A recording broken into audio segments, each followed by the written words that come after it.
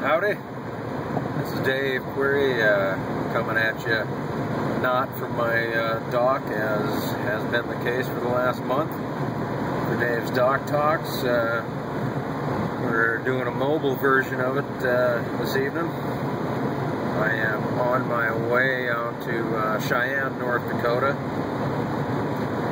If you even care, if you find Jamestown, North Dakota, right on Interstate 94, and you go a little bit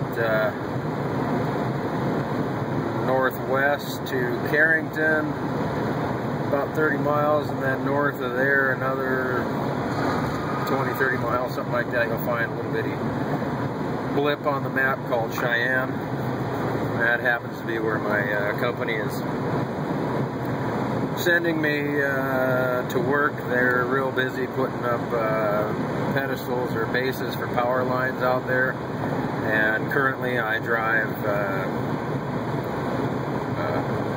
ready mix truck, you know, the big trucks with the spinning barrel on it, and that's what I'm doing in addition to my internet marketing.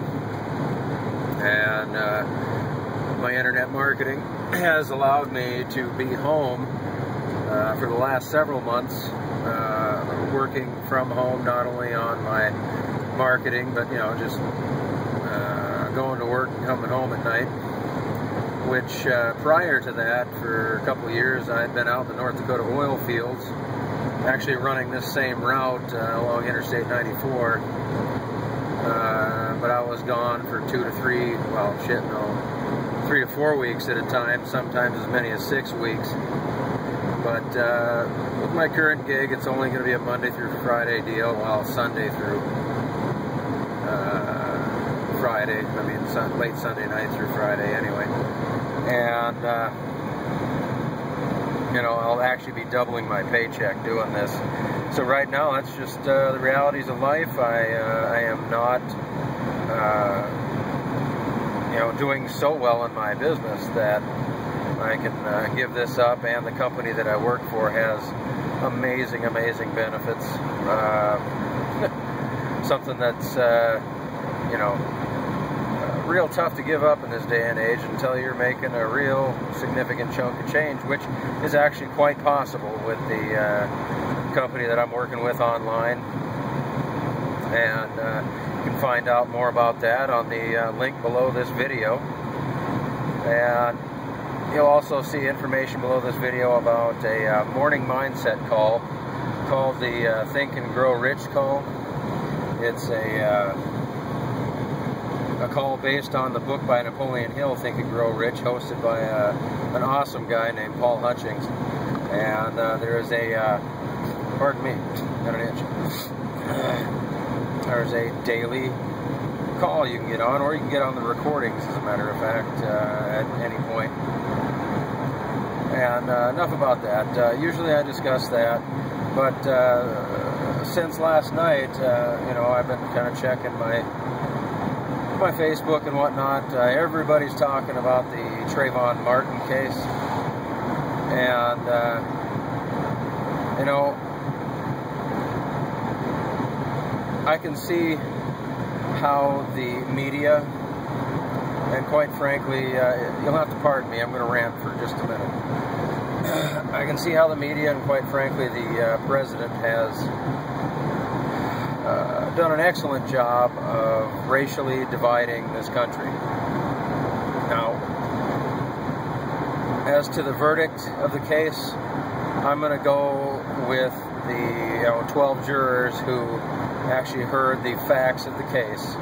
I cannot tell you that I've followed the drama on TV, because I have made a point over the last damn near a year to not watch a lot of TV, especially the news, which, folks, if you don't know it already, most of that news is scripted and isn't really news. It's commentary and it's opinion at best, and at worst it's just crap that has been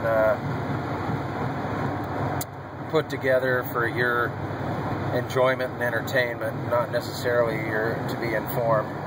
And so with that, I'm going to go again with the fact that the folks that were in that room for how many weeks made the proper decision. You know, from what I've read about it, I don't believe that Mr. Zimmerman should have been in the position he was in after having, you know, reported to the police, and then they told him basically to stand down. But you know, as a citizen in a neighborhood, you do have the right to you know, basically watch what's going on, and in his state you have the right to protect yourself, the stand your ground rule in Florida. And if the folks in Florida don't like that, they need to go to the ballot and change it. But my point is that I see my friends and even family and on Facebook and, you know, any other social media being very divided, and it's almost entirely along racial lines. And, you know, that is not what this country or what this presidency was, you know, supposed to be about. It's supposed to be a uniter, not a divider, and all that. But folks, ever since the president said, and if you don't think it was engineered, I've got news for you. He said that, you know, Trayvon Martin, if I had a son, he would look just like Trayvon Martin. Fact is, folks, no, he wouldn't, because Obama is of mixed race, as are his children, and Trayvon was entirely African American, as far as I know. And the media itself, from what I've seen and what I've read, it's almost entirely about a racial thing. And they depict Mr. Zimmerman as a white guy, because apparently, you know, if you're a white guy and, you know, you do something to a black guy, then, you know, obviously you're guilty. Fact is, he was half and half Hispanic and half white. But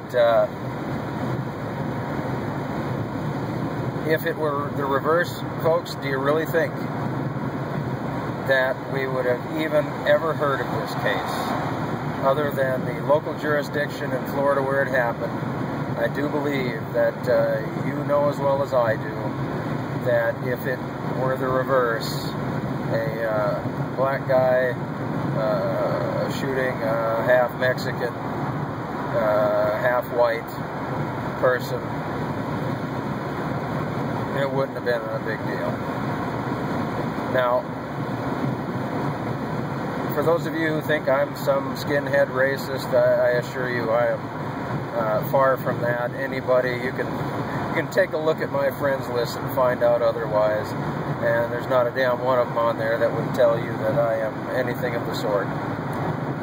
But like I said, the media and the president have really taken this as an opportunity to cover up and all kinds of crap that's going on in the administration, and other news that you should be paying attention to if you're paying attention to any news at all.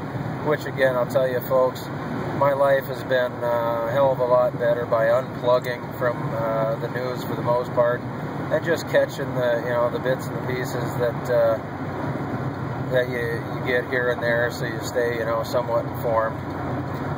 But I don't know, leave your thoughts on this. Odds are that this video will be posted probably 4 or 5 days after I've actually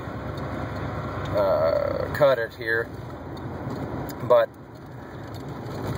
And hopefully, you know, some of the fervor will have blown over, and also hopefully we won't have you know, serious race riots, you know, something like after the Rodney King beating and trial.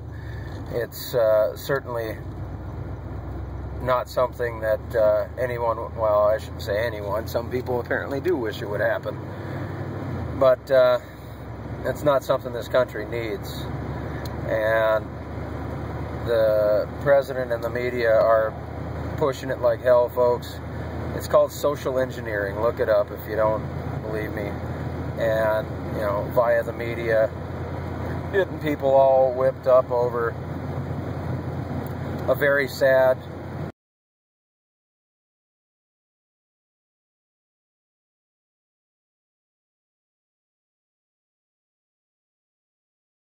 not at all guilty of something. But I will tell you, folks, that you know, the vitriol and hatred that is apparently pointed at him, and anybody that, you know, thinks that justice was done. You know, we all have our opinion, folks, and the judicial system, if there is a what do you call it, an appeal, you know, well, I guess you can't appeal. He wasn't found guilty, but I did find out that the Justice Department, under President Obama's dictation, is looking at, or maybe has already filed, I didn't see the entire thing, but they have decided that they're going to look into it and try him somehow, which is completely insane. It's completely out of their jurisdiction. It's that would be the executive branch just overstepping its bounds and trying to overturn what the judicial branch has laid out. And, you know, that's just not the way it works, or not the way it's supposed to work in this country. But I've rambled on here for 11.5 minutes, so I will let you go. And I'll give you a little shot of the beautiful North Dakota prairie here, and well, what's going to be a decent sunset, I believe. As you take a look, there's a lot of corn there, and there was a seed dealer we passed. So with that, I will sign off at 12 minutes here. You have yourselves a good day, and I'm going to find my camper up here not too far ahead and get some sleep. Take care.